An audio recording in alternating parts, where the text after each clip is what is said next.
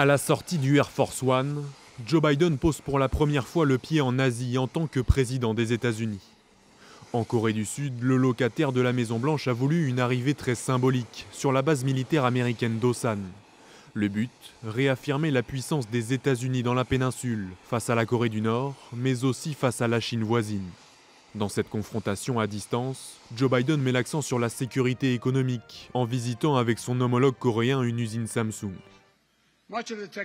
Une grande partie de la technologie et des machines utilisées ici, en Corée du Sud, ont été en collaboration conçues et produites aux États-Unis.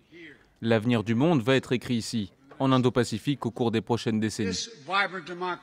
Cette démocratie dynamique est devenue un moteur d'innovation mondiale en investissant dans l'éducation de son peuple, comme le montre l'exemple de Samsung.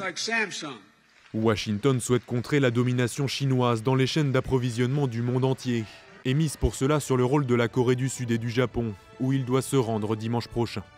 Une tournée sur laquelle plane néanmoins le risque d'une provocation de la Corée du Nord. La Maison-Blanche a même admis que la possibilité d'un tir d'essai de Pyongyang n'était pas à exclure. Selon nos renseignements, il existe une réelle possibilité qu'il y ait soit un nouveau tir de missile, y compris un essai de missile à longue portée, soit un essai nucléaire, soit les deux, pendant ou après le voyage du président dans la région. Selon la Maison-Blanche, cette tournée vise enfin à réaffirmer le soutien américain aux démocraties asiatiques. Washington souhaite qu'elle puisse dicter les règles du jeu dans la région, en s'appuyant sur un leadership américain.